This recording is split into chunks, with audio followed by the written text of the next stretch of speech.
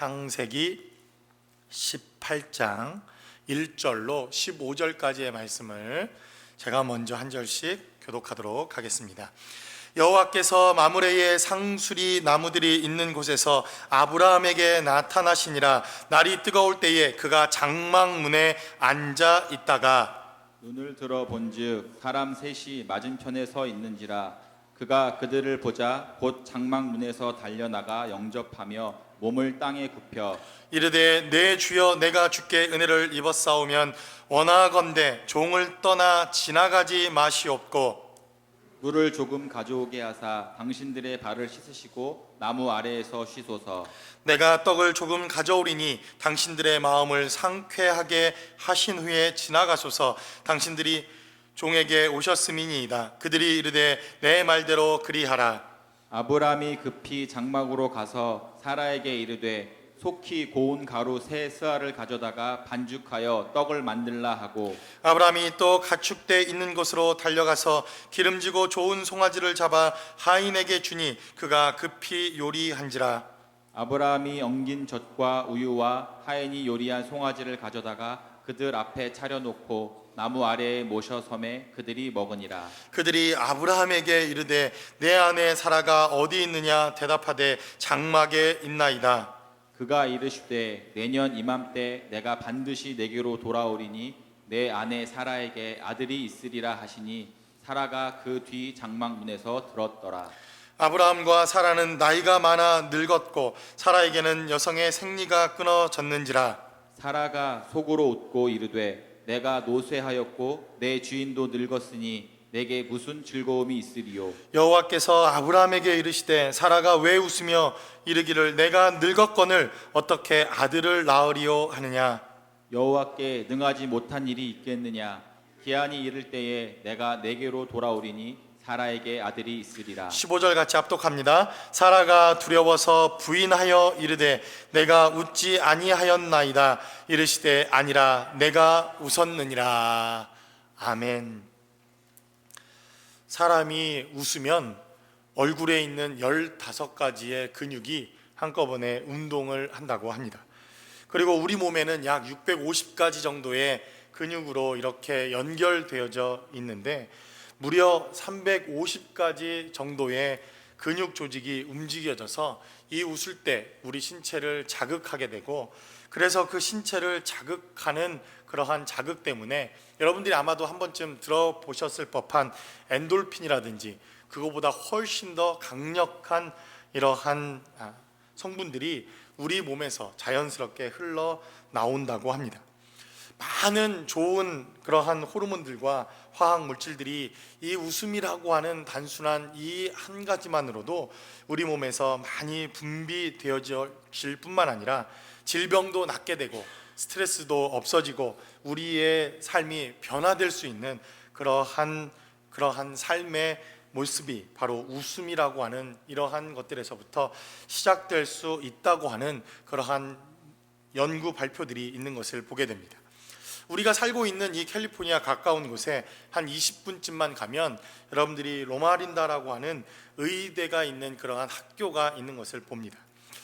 안식교 계통의 학교이다 보니까 우리 개신교회에서 이 학교나 또 이쪽에 관계된 이야기들을 할 일이 별로 없긴 한데, 이 의과대학이 주목받고 있는 이유는 2007년도 즈음부터 웃음과 질병에 관한 연구가 대단히 활발하게 이루어지고 있고, 또 암과 웃음 그리고 여러 가지 불치병들과 웃음과의 상관관계, 병의 치료에 대한 문제들이 아주 활발하게 가장 강력한 어떤 연구 결과들이 나타나고 있는 그러한 연구 결과로 유명해지기 시작했다고 합니다.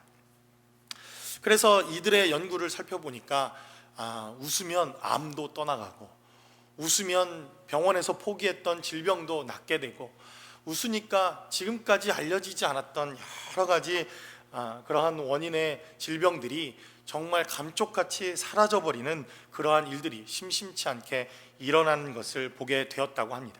그래서 웃음 치료사라고 하는 이러한 새로운 직업군들이 생겨나기 시작해서 치료와 웃음을 병행하기도 하고, 그리고 이러한 육체의 고난과 고통 가운데 있는 사람들을 웃음이라고 하는 단순한 이러한 삶의 방식을 통해서 새로운 삶으로 변화되어지는 그러한 치료 방법들을 지금까지도 활발하게 개발하고 있다, 이렇게 알려져 있습니다.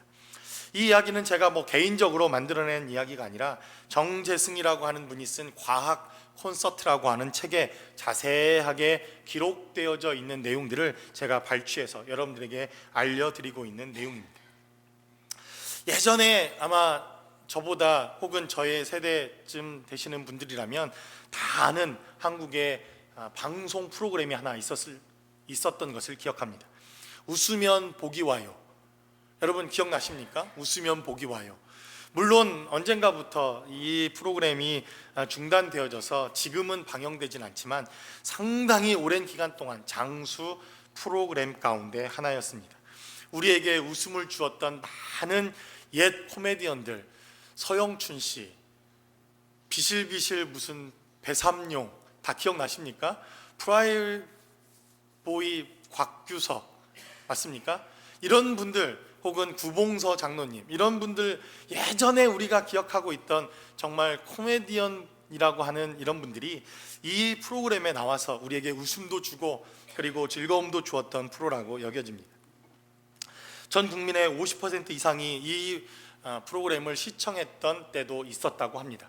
힘들고 가난했던 대한민국, 전쟁 이후에 먹을 것조차 없어서 늘 고통과 고난 가운데 있었던 대한민국에게 정말 새로운 웃음을 선사하고 새로운 기쁨을 선사했던 프로그램으로 그렇게 알려져 있습니다. 웃을 것이 없었던 그 시대에 정말 많은 사람들이 그 즐거움과 기쁨을 주는 그 프로그램을 보기 위해서 모여들었고 그들은 기쁨을 발견했고 함께 웃을 수 있는 시간이 되었다, 이렇게 회고하기도 합니다. 웃는 것과 축복, 복을 받는 것과 웃음, 축복을 받았기에 웃는 건지 아니면 웃으면 정말 복이 오는 건지 우리가 이것을 정확하게 상관관계를 잘 어느 것이다 구별하기는 어렵지만, 그러나 웃음과 하나님이 주시는 축복, 그리고 복과 이 웃음은, 기쁨은 상당히 밀접한 연관관계가 있는 것처럼 보여집니다. 그래서 성경은 우리에게 하나님은 기쁨의 하나님이요 성령의 열매를 통해서도 우리에게 희락과 기쁨의 열매들이 우리의 삶의 자리에 맺히게 되어질 것이라고 하는 하나님의 약속들이 분명히 우리 가운데 있습니다. 사실 웃을 일조차 없는 이 이민사회, 정말 웃을 일이 정말 있을까라고 여겨지는 이 이민 사회에서도 정말 이렇게 하나님이 주시는 기쁨을 우리가 소유한다는 것, 이것은 대단히 중요한 일이라고 여겨집니다. 아브라함은 이제 하나님의 말씀을 통해서 할례라고 하는 것을 받게 됩니다. 창세기 17장을 통해서 아브라함이 어떻게 할례를 받았는가, 그리고 그 할례 이후에 그의 삶의 자리가 어떻게 새롭게 변화되어지고 있는가 하는 메시지가 바로 창세기 18장에 기록되어집니다. 그의 삶의 자리에서 할례를 받게 되자 변화되어지는 삶의 모습 하나가 생깁니다. 그래서 아브라함의 삶은 할례 이전과 할례 이후의 삶으로 나눌 수가 있습니다. 물론 우리가 더 폭넓게 보면 아브라함의 삶은 가나안 이전과 가나안에 들어오고 난 이후의 삶으로 구분해 볼 수 있지만, 영적인 삶의 더 강력한 변화는 그가 할례를 받기 전과 할례를 받은 이후의 삶으로 나누는 것이 훨씬 더 그의 삶을 이해하는 데 있어서 중요하게 생각되어집니다.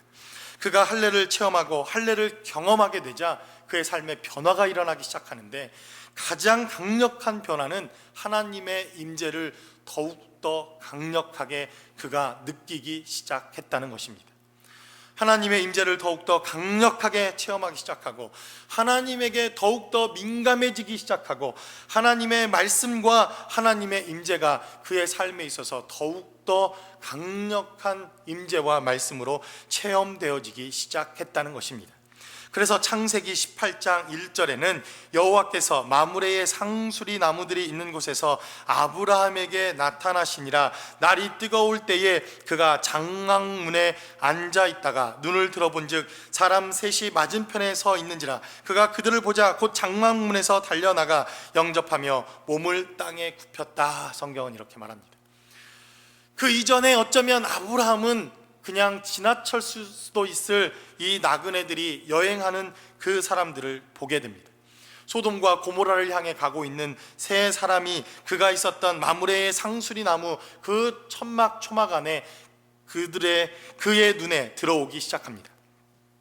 어쩌면 아브라함과 전혀 상관이 없을 것과 같은 이 사람들을 바라보자마자 아브라함은 그의 영혼의 눈을 뜨고 그가 영적인 눈을 통해서 이분들이 하나님이라고 하는, 하나님의 동행자라고 하는 사실을 그들은 깨닫기 시작합니다.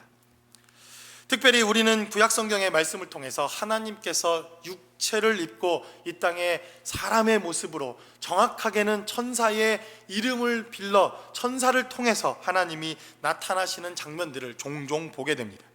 아브라함이 그랬고, 우리가 잘 아는 것처럼 모세가 가시나무 떨기에서 하나님을 만나게 됩니다. 또 여호수아도 하나님을 직접 배웠고, 우리가 잘 아는 삼손이라고 하는 그 사람의 아버지였던 마노아라고 하는 사람도 육체를 입고 나타나 그에게 하나님의 계시와 말씀을 주시는 천사를 영접하기도 했습니다. 이것은 신학적으로 대단히 좀 어려운 그러한 부분에 해당되어지는 천사의 현현에 관한 부분입니다. 그 천사들이 여호와의 이름을 빌러서 그가 하나님은 아니지만 여호와의 권세와 하나님의 권능을 가지고 이 땅에 나타납니다. 그래서 여러분들이 잘 아는 것처럼 모세가 가시나무 덤불에서 하나님의 이름을 듣고 여호와라고 하는 하나님을 만나지만, 출애굽기에는 기록하기를 그가 하나님의 이름을 가지고 이 땅에 온 천사를 보았다, 이렇게 성경은 이야기합니다. 그 누구도 하나님을 볼 수 없기에 구약시대에는 이렇게 천사를 통하여, 천사의 몸을 빌러 하나님께서 그 이름의 권세를 두고 그 천사의 이름을 통해서 하나님께서는 우리에게 하나님이 어떤 분이신가를 보여주십니다. 대표적인 것이 여호와 이레, 여호와라고 하는 이름, 그리고 여호와 이레, 여호와 니시, 아도나이, 이런 여러 가지 구약적인 이름들이 그렇게 해서 등장하게 되는 것을 보게 됩니다. 그러나 우리가 잘 아는 것처럼 신약시대에는 바로 예수, 하나님의 아들을 통해서 하나님이 직접 나타나시고 계시하셨다. 제가 아브라함과의 이 메시지를 통해서 반복해서 여러분들에게 말씀을 드립니다. 이렇듯 이렇게 천사와 함께 나타나신 여호와 하나님의 은혜와 능력을 그가 민감하게 깨닫게 되더라는 것입니다. 그리고 그는 이제 아브라함은 그들을 영접하기 시작합니다. 그리고 하나님께서 이제 새로운 삶의 시작을, 은혜를 아브라함에게 시작하는 메시지가 바로 18장에 기록되어져 있습니다. 하나님이 아브라함을 축복하시고 그의 가정에 오셔서 하나님의 은혜와 능력의 역사를 주시기 위하여 필요한 것, 그리고 우리가 그 은혜를 누리기 위해서 필요한 것은 무엇인지 본문은 우리에게 증거하고 있다는 것입니다. 하나님께서 우리에게 역사하시고 말씀하시는 이 은혜를 통해서 깨닫게 되어지는 하나님의 은혜는 무엇이라고 본문은 우리에게 증거합니까? 첫 번째로 성경은 기록하기를 하나님을 영접하면 웃을 일이 생긴다, 성경은 이렇게 증거합니다. 오늘 본문의 메시지를 잘 다시 한번 살펴보면 이제 지나가고 있던 이 나그네들을 아브라함이 영접하기 시작합니다. 그에게 발을 씻길 물을 주고 또 먹을 물을 주고 그들에게 필요한 음식을 제공하고 소를 잡고 양을 잡고 그리고 고운 가루를 가지고 그들에게 떡 반죽을 하여 떡을 만들어 하나님 앞에 헌신하는 시간들이 그들에게 있었다는 것입니다. 그리고 나서 어떤 일이 생깁니까? 그 하나님을 극진히 대접하고 영접하고 있는 이 아브라함과 사라에게 하나님께서 약속 하나를 하십니다. 내년 이맘때에, 내년 1년이 지나면 너희에게 아들이 있을 것이다. 너희가 잉태할 것이다. 내가 다시 1년 뒤에 이곳에 올 것인데 그때 되면 너희는 아들을 낳게 될 것이다 라고 하는 약속을 주십니다. 18장 11절을 보면 성경은 이렇게 기록합니다. 아브라함과 사라는 나이가 많아 늙었고 사라에게는 여성의 생리가 끊어졌는지라. 이 개역 개정 성경을 보니까 보다 더 좀 명확하게 이렇게 번역해 놓았습니다. 예전 성경을 보면 사라의 경수가 끊어졌다, 이렇게 표현되어져 있습니다. 결국 육체로는 더 이상 그가 아들을 낳을 수 없는 상황이 되었다, 이렇게 하나님께서 선언하셨습니다. 12절 말씀을 통해서도 사라가 속으로 웃고 이르되 내가 노쇠하였고 내 주인도 늙었으니 내게 무슨 즐거움이 있으리요 라고 말합니다. 한마디로 말하면 도대체 나에게는 웃을 일이 없다는 것입니다. 이 이민자의 삶을 살아가는 우리들, 정말 웃을 일이 없는 이민자의 삶처럼 보여집니다. 새벽 예배, 금요 예배, 주일 예배 이렇게 설교를 하려고 단에 서면 우리 성도들의 얼굴이 너무 심각합니다. 너무 심각합니다. 정말 주님의 말씀을 너무 순종하시는 분들 같습니다.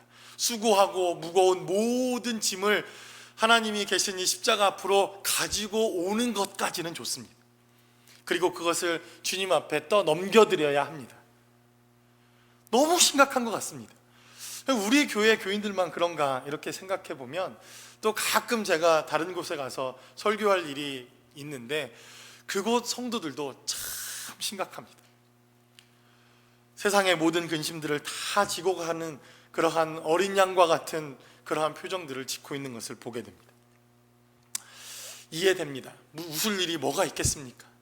이 각박하고 고달픈 이민 생활, 성도 한 분 한 분을 만나보고 그들의 삶을 한 자락만 들여다봐도 정말 울지 않고 이렇게 살아가는 것 자체가 얼마나 감사하고 그리고 기쁜 일인지 모릅니다.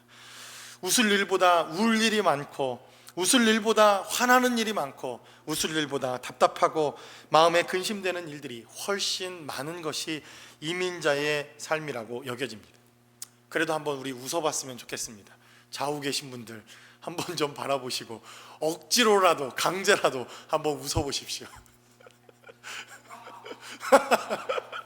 예, 웃어보십시오. 예, 정말 웃는 것이 필요한 시대 아닙니까? 매일 보는 사람, 매일 똑같은 사람들, 그리고 늘 웃기보다는 얼굴 붉히고 살아가는 일들이 저도 훨씬 더 많습니다. 비즈니스를 하다 보면, 아니 삶의 일상을 살다 보면 정말 웃고 즐거운 일들보다 마음 아프고 가슴 아프고 얼굴 찔푸는 일들이 훨씬 더 많은 것 같습니다. 가정을 돌아보아도, 우리 자녀들을 바라보아도, 우리의 삶의 모습을 바라보아도 웃을 일들보다 정말 울고 싶은 날들이 훨씬 더 많은 것을 보게 됩니다. 특별히 이런 이민자의 삶뿐만 그렇습니까? 우리가 두고 온 한국도 영어 캠프를 가보니까 사람들에게 한 가지 변화가 있는데 웃음이 사라진 한국 사회를 보고 왔습니다. 물론 한국 사람들 잘 웃지 않습니다. 얼마나 그냥 정말 얼굴을 찡그리고 다니는지 걸리기만 해봐 이런 표정이 들이지 않습니까? 그런데 그나마조차 남아있던 웃음조차도 웃을 일이 없는 그러한 많은 사람들의 팍팍한 삶을 보고 왔다는 것입니다. 아브라함과 사라도 역시 마찬가지입니다. 몸은 점점 늙어갑니다. 그들의 삶의 자리에서 기쁘고 즐겁고 웃을 일보다는 이제 늙어가는 자신의 삶, 또 어렵고 힘겨운 이민자의 삶을 살아가는 아브라함과 사라도 즐겁고 기쁜 일보다 힘들고 어려운 일이 훨씬 많았다, 성경은 이렇게 증거합니다. 그래서 12절 말씀을 통해서 내게 무슨 즐거움이 있겠느냐, 사라의 자조 섞인 이러한 고백이 있었다는 것을 보게 됩니다. 무려 아브라함도 25년이라고 하는 세월이 지났습니다. 그가 가나안 땅에 들어오기 시작하면서부터 이 땅에 오기까지 25년이라고 하는 세월이 지났음에도 아브라함을 소개할 때 빠지지 않고 등장하는 한 지명과 표현이 있습니다. 그것은 바로 마므레의 상수리 나무 밑에서 아브라함이 항상 등장한다는 것입니다. 지금으로 말하면 판자촌에 살고 있는 아브라함의 모습이 늘 등장되어지고 나타나는 모습입니다. 여전히 집 한 칸 마련하지 못하고 천막과 그리고 이 마므레 상수리 나무 밑에서 가난과 이민자의 삶의 어려움들 가운데 있었던 그 표현의 모습들이 바로 이 상수리 나무 아래 마므레라고 하는 이 지역에서 천막을 치고 살고 있는 아브라함의 모습입니다. 그도 저와 여러분들처럼 우리와 같이 이민자의 삶을 살았던 사람입니다. 25년이 지났지만 집 한 칸 마련하지 못하고 집 한 칸은커녕 자식 하나 제대로 건사하지 못하는 이러한 고달픈 이민자의 삶의 모습이 바로 아브라함의 삶이라는 것을 보게 됩니다. 왜 아브라함이 만물의 상수리 나무 밑에 살았겠습니까? 주변 사람들이 아브라함을 친구로 받아들이지 않았기 때문에 그렇습니다. 너는 다른 데서 온 사람, 너는 저쪽 우리와 상관없는 사람, 너는 이 가나안이 아닌 다른 지역에서 왔던 사람, 완전히 왕따를 지내고 있는, 왕따를 살고 있는 그러한 삶의 모습이 아브라함이더라 하는 것입니다. 이것이 아브라함의 모습입니다. 그러기에 이민자의 삶에서 아브라함은 얼마나 괴롭고 힘들고 어려운 삶의 모습이었겠습니까? 그런데 하나님이 그의 가정에 들어오시기 시작하자, 아니 보다 더 정확하게 말하면 이 환경에서 아브라함이 하나님을 영접하게 되자 아브라함에게 웃을 일이 생기기 시작했다는 것입니다.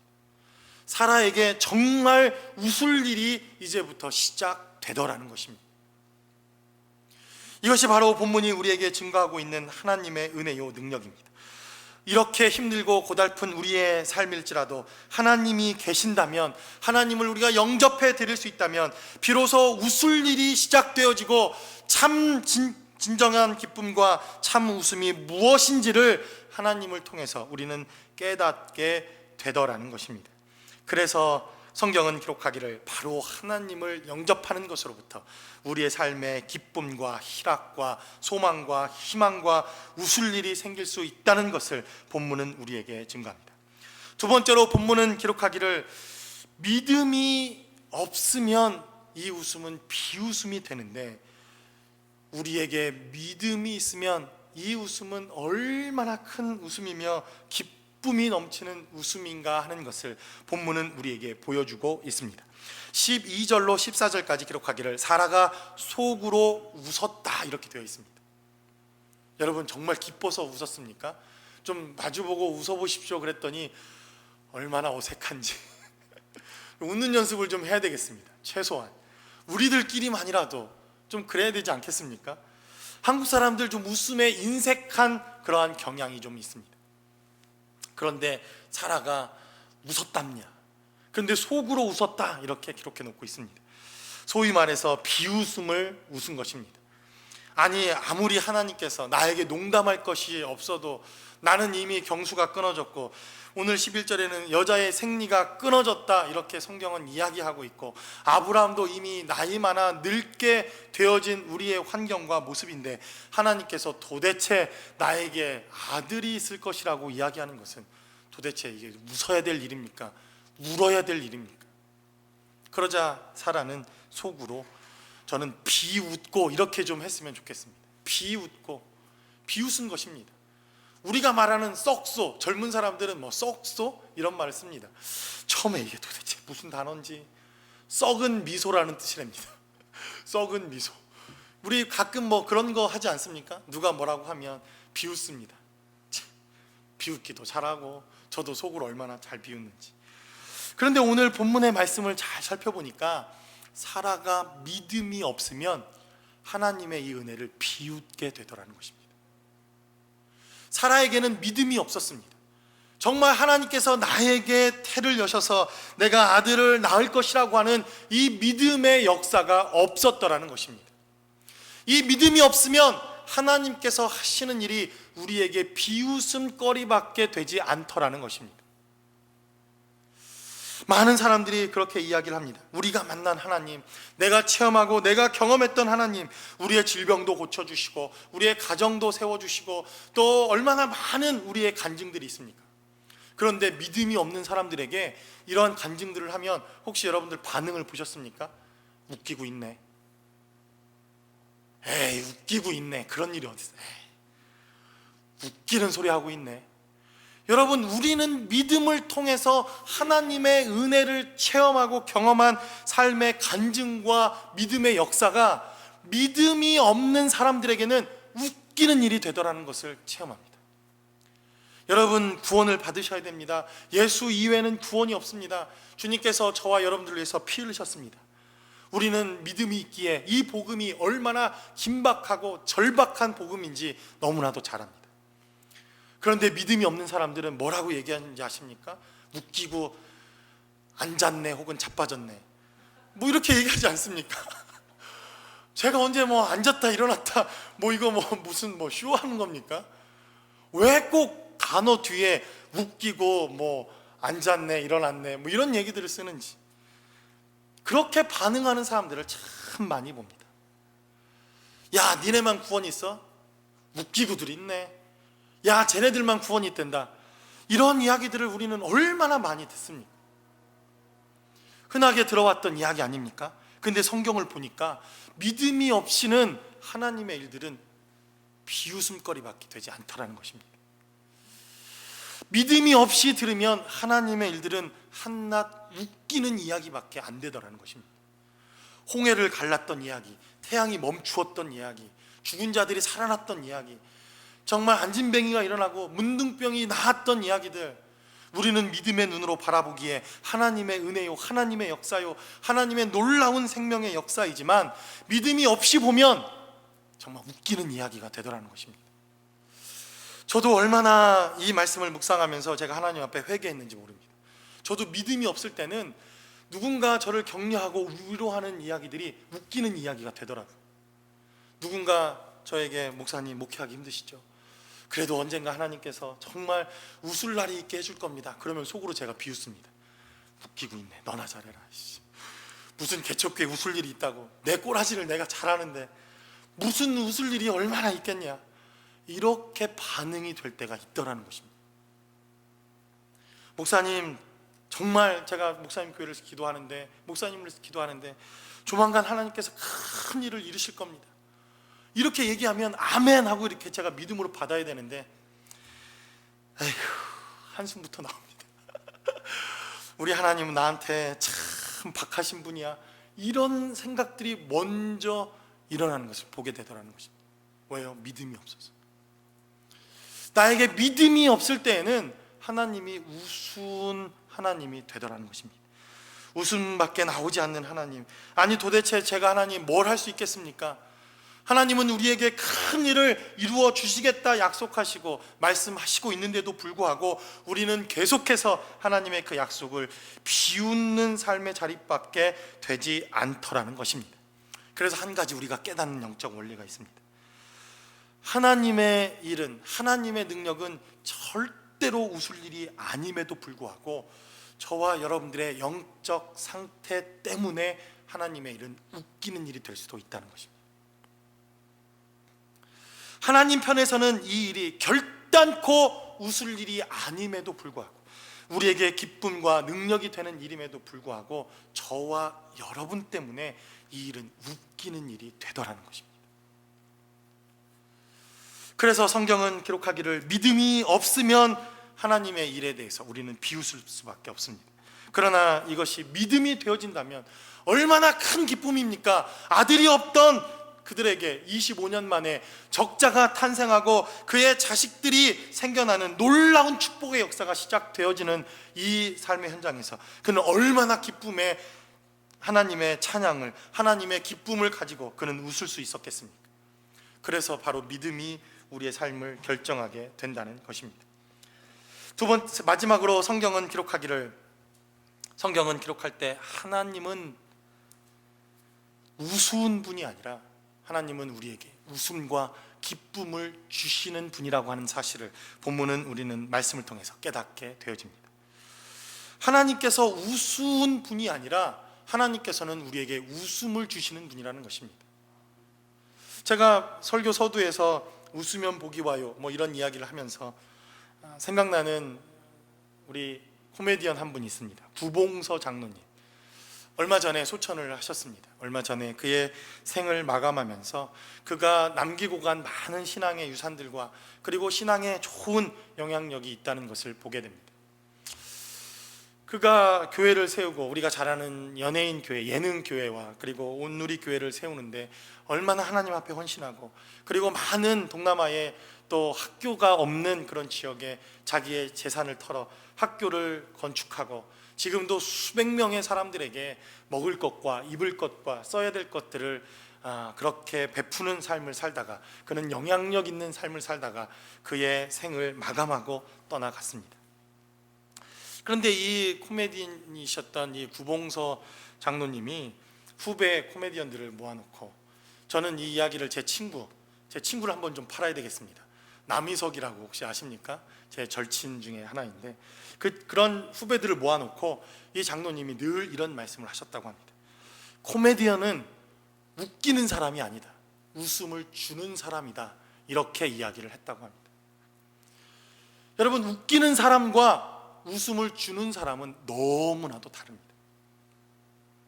여러분, 그리스도인들은, 목사는 웃기는 사람입니까? 아니면 웃음을 줘야 되는 사람입니까? 여러분, 교회는 웃기는 곳입니까? 아니면 웃음과 즐거움을 베풀고 줘야 되는 사람입니까? 여러분, 우리의 삶의 자리가 정말 웃기는 사람들이 모여 있는 곳입니까? 아니면 즐거움과 기쁨을 나눠줘야 되는 사람들이 모여 있어야 되는 곳입니까? 언젠가부터 하나님의 교회는 웃기는 곳이 되었습니다. 아니, 언젠가부터 목사라고 한다면 비웃음거리, 조롱거리의 가장 대표적인 사람들이 되었습니다. 하나님의 교회가 무엇을 한다고 하면 세상 사람들의 조롱거리가 되었고 웃기는 장소가 되어버렸다는 것입니다. 하나님도 어쩌면 우리가 말씀대로 살지 못하고 하나님의 말씀대로 살지 못하는 우리의 삶 때문에 하나님은 웃음을 주시고 즐거움을 주시고 우리에게 화평과 희락을 주시는 분이 아니라 웃기는 하나님으로 전락되어버리는 세대를 우리는 살고 있는 것은 아닌가 생각되어집니다. 목회자가 무슨 이야기를 하면 이렇게 말합니다. 웃기고들 있네. 아유, 목사님, 그 웃기는 짜장이에요. 야, 이 짬뽕이라고 그래라. 나는 짬뽕이 더 좋은데. 정말 왜 목회자들이 이야기를 하고 장로가 이야기를 하고 교회가 무엇인가 이야기를 하면 왜 이 시대는 그것이 웃음을 주고 기쁨을 주고 우리에게 생명을 주고 소망을 주는 것이 아니라 웃기는 이야기가 되어버렸습니까? 어쩌면 이것은 우리가 하나님을 웃음을 주는 분이 아니라 웃기는 분으로 만들어 버렸기 때문에 그런 것 같습니다. 우리가 이 말씀을 신뢰했더라면, 우리가 이 말씀대로 살았더라면, 우리가 이 말씀을 통해서 하나님이 우리에게 즐거움을 주시는 분이요 기쁨을 주시는 분이라고 하는 사실을 우리가 증거할 수만 있었다면, 하나님은 여전히 우리들에게 참 기쁨이 무엇이며 참 소망이 무엇이며 참 희락이 무엇이며 우리가 웃어야 되는 것이 주님 안에서 무엇인가를 가르쳐 주시는 분으로 세상 사람들은 그렇게 인식했을 것입니다. 그러나 언젠가부터 우리의 삶이 웃기는 삶이 되어지고 하나님을 믿는다고 말하지만 정말 우스운 삶을 살고 있는 하나님의 교회들을 향해서 세상 사람들은 저곳은 웃기는 곳이다 이렇게 정의하기 시작합니다. 여러분, 웃고 살 일이 없는 이 이민사회에 저는 저와 여러분들이 웃음을 줄 수 있는 그러한 교회와 성도들이 되어지기를 바랍니다. 우리 교회를 향해서, 저 목회자를 향해서, 여러분들의 삶을 향해서 웃기고들 인내가 아니라 저들의 삶을 통해서 참 기쁨을 누리고 참 소망을 발견하고 하나님의 은혜를 발견할 수 있는 삶의 통로가 되어 주시기를 주님의 이름으로 간절히 축원합니다. 그래서 하나님은 웃기시는 분이 아니라 웃기고 있네 이런 하나님이 아니라 정말 우리에게 참 웃음이 무엇이며 참 기쁨이 무엇이며 참 소망이 무엇인가를 우리에게 전달하시는 하나님이더라 하는 것입니다. 초대교회 사람들은 그래서 이 하나님이 주시는 기쁨을 소유했던 사람들입니다. 그들은 하나님이 주시는 이 기쁨을 소유하자 어떠한 환난과 어떠한 어려움과 그들에게 어떠한 힘들고 고난이 닥쳐도 이 즐거움을 결단코 빼앗을 수 없다고 하는 이 사실을 잘 알았기에 그들은 환난을 이겼고 고난을 이겼고 이 힘든 세대를 뛰어넘었을 뿐만 아니라 이 기쁨의 소식을 들고 땅끝까지 나가 하나님의 복음과 메시지를 전할 수 있었다는 것입니다. 누가 여러분들에게 주신 이 하나님의 기쁨을 빼앗아 가고 있습니까? 어느 환경과 상황 때문에 하나님이 우리에게 기쁨을 주러 오셨다가 그분이 그냥 웃긴 하나님이 되어버리고 말고 있습니까? 성경은 우리에게 기록하기를 이 웃음을 주시기 위하여 하나님은 독생자 예수 그리스도를 보내셨을 뿐만 아니라 우리에게 하나님의 말씀과 능력을 더하여 주시고 이 자리에 우리와 함께 하시는 하나님으로 역사하고 계신다, 이렇게 말씀하고 있습니다. 하나님이 오시면 진짜 웃을 수 있는 일이 생깁니다. 아니, 하나님이 오셔야만 우리는 진짜 웃음이 무엇인지 깨닫게 되어집니다. 많은 사람들이 세상이 주는 쾌락과 기쁨을 찾아 지금도 산과 들로 떠나가는 것을 보게 됩니다. 친구들이 혹시 나에게 웃음을 줄까? 돈이 나에게 기쁨과 희락을 줄까? 아니, 세상 사람들과 함께 어울리는 모든 이러한 이벤트들이 나에게 즐거움과 기쁨을 줄까? 우리가 세상을 찾아 헤매고 돌아다녀 보지만 우리에게 남는 것 하나, 우리에게 깨달아지는 것 하나, 이 세상에 그 무엇도 영원한 기쁨과 쾌락과 소망을 줄 수 있는 것이 없다고 하는 것을 우리는 더 뼈저리게 느낄 뿐입니다. 이 이민사회에 어쩌면 웃을 일보다 울어야 할 일, 그리고 얼굴 찡그려야 할 일들이 훨씬 더 많은 그러한 세대와 시간과 그러한 삶이라고 여겨집니다. 그러나 하나님 때문에, 그러나 여러분 때문에, 그러나 교회 때문에, 그러나 우리의 삶의 믿음 때문에 저와 여러분들이 웃을 수만 있다면 하나님의 은혜와 하나님의 축복이 저와 여러분들의 삶을 통해서 늘 함께 역사할 줄로 믿습니다. 저와 여러분들의 삶의 자리에 이러한 하나님의 능력과 은혜가 함께 하시기를 주님의 이름으로 간절히 축원합니다. 우리 시간 기도하겠습니다.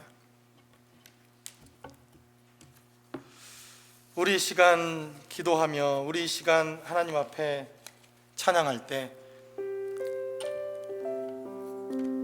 우리는 정말 웃을 일이 너무나도 없는 그러한 절박하고 어려운 환경들을 살아가고 있습니다. 이민사회에서 웃을 일이 얼마나 있겠습니까?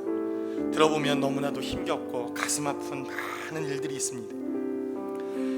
그래도 우리가 웃을 수 있다면 우리의 웃음을 통해서 누군가가 너는 왜 이렇게 힘들고 어려운 환경 속에서도 웃음을 잃지 않느냐고 누군가가 우리에게 묻는다면 여러분, 그 이유는 바로 하나님 때문이어야 합니다. 하나님이 주시는 즐거움 때문이어야 합니다. 하나님이 주시는 은혜와 소망 때문이어야 합니다. 하나님, 정말 이 기쁜 소식을 우리에게 주셨는데 우리가 이 기쁨과 이 은혜의 시간들을 기억하게 도와주시고 이 기쁨을 빼앗을 자가 없다는 것을 기억하고 이 기쁜 소식을 찾아 헤매고 있는 많은 영혼들에게 하나님의 기쁨이 무엇인지, 하나님의 참 소망과 생명이 무엇인지 증거할 수 있는 삶의 자리가 될 수 있게 해달라고 우리 시간 다 같이 한 목소리로 기도하겠습니다.